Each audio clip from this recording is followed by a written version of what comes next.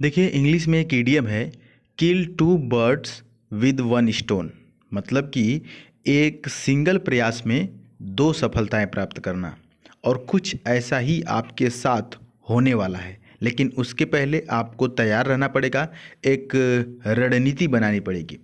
देखिए, हुआ ये कि अभी आपका एयरफोर्स का एग्ज़ाम हुआ ही नहीं था, तब तक आपके लिए नेवी एसएसआर और डबल ए का फॉर्म आ गया है। यहाँ तक की अपडेट आपको पता है।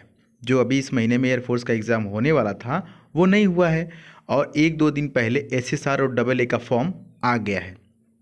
अब आपकी आगे क्या रणनीति होनी चाहिए कि आप एयरफोर्स भी क्वालिफाई कर जाएं और नेवी भी क्वालिफाई कर जाएं।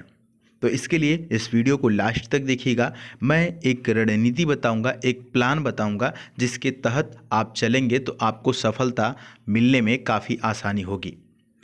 देखिए, शुरुआत करते हैं इस बात से लेकर के कि आपने जो एयरफोर्स की तैयारी की है अब तक, तो जाहिर सी बात है कि आपने अपना 100% वहाँ पर दिया होगा। तो जो भी नए कैंडिडेट्स हैं वो ये समझ लें कि जो एयरफोर्स की इंग्लिश होती है और नेवी की होती है वो दोनों चीज़ें सेम होती हैं।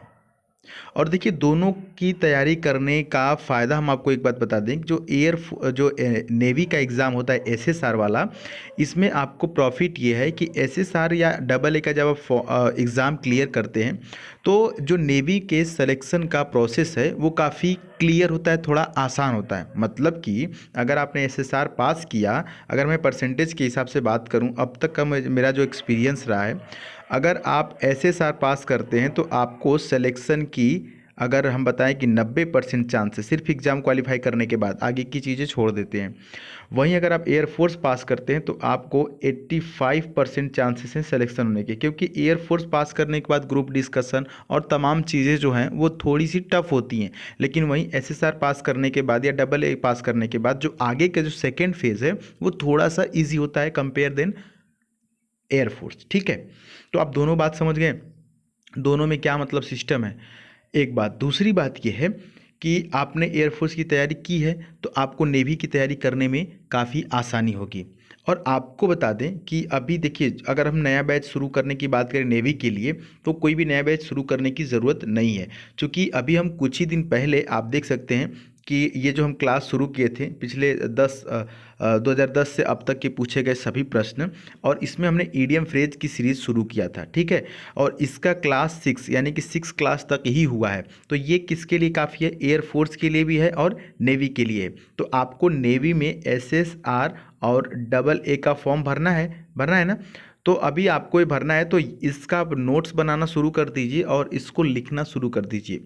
ये अभी जो आपका आगे एयरफोर्स का एग्ज़ाम होगा लॉकडाउन वगैरह के बाद, कोविड-19 के बाद, तो उसमें तो आपका फंसेगा ही फंसेगा और नेवी में भी फंसेगा। पहली चीज़ ईडियम फ्रेज हो गया आपका। वन वर्ड भी हमने रिसेंटली शुरू किया था, इसलिए हम इसको फिर से नहीं शुरू करना चाहते, क्योंकि इसका अभी 3 क्लास ही हुआ है, समझ रहे हैं। और हमने इसका दावा लिया था कि इनसे बाहर नहीं आएगा। आप देख सकते हैं एयरफोर्स और नेवी दोनों की यहाँ पर बात की गई थी।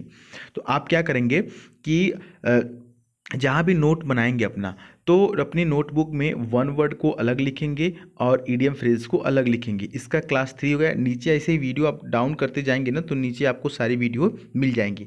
तो ये तो हो गया ईडियम और फ्रेज और वन वर्ड सब्स्टिट्यूशन। ठीक है, बाकी जो ग्रामर है तो सब में सेम है। अभी हम आगे क्या करने वाले हैं ये रणनीति समझिए। आगे हम ये करने वाले हैं कि एक एंटोनिम और एक साइनोनिम, ये दोनों की सीरीज चालू करने वाले हैं, जो कि आपके एयरफोर्स के लिए भी बेनिफिशियल होगा और आपके नेवी के लिए भी होगा। ठीक है, तो वोकेबलरी का लगभग 90% चीज़ें यहाँ पर होगी, और साथ ही साथ मैं स्पेलिंग टेस्ट भी शुरू करूँगा। मतलब कि वोकेबलरी की जितनी चीज़ें हैं मैं यहाँ पर आपको इस मतलब इन दिनों में, लॉकडाउन के दिनों में कंप्लीट कराऊँगा। समझ में आ रही है बात? तो अगर आप एयरफोर्स की तैयारी कर रहे हैं या एग्ज़ाम आपको देना है या नेवी का फॉर्म भर रहे हैं, तो आप इस चैनल से ज़रूर जुड़ें, इसको सब्सक्राइब करके नोटिफिकेशन बेल ऑन करें। और साथ ही साथ एक बात और हम आपको बता दें कि जो भी एयरफोर्स के बच्चे हैं अभी, या फिर जो नेवी के फॉर्म भरने वाले हैं, उनको अगर दूसरे चैनल के बारे में मेरे नहीं पता होगा तो भी इसको ज़रूर सब्सक्राइब कीजिए, क्योंकि यहाँ पर हम पिछले 6 महीने की करेंट अफेयर आपको करके दे दिए हैं। तो आप इसको देख लेंगे। ठीक है, ये जो सेकंड चैनल है इसका लिंक डिस्क्रिप्शन में होगा, तो यहाँ से जुड़ जाइए। और ये जो 6 महीने का करंट अफेयर है नवंबर 2020 से लेकर के, इसको तैयार कर लीजिए। और अब देखिए, समझिएगा, अब जो नेवी का एग्ज़ाम होगा, ठीक है, तो उसमें जो करंट अफेयर पूछेगा वो भी पिछले 6 महीने से का पूछेगा और पिछले आगे के 6 महीने के पहले ही इसका एग्ज़ाम होगा। तो जो हम करंट अफेयर की वीडियो जो मॉर्निंग में अपलोड किया करते थे, तो वो पिछले कुछ दिनों से बंद हो गया था, क्योंकि आपका एग्ज़ाम आने वाला था। तो अब उसको मैं फिर से स्टार्ट करने जा रहा हूँ।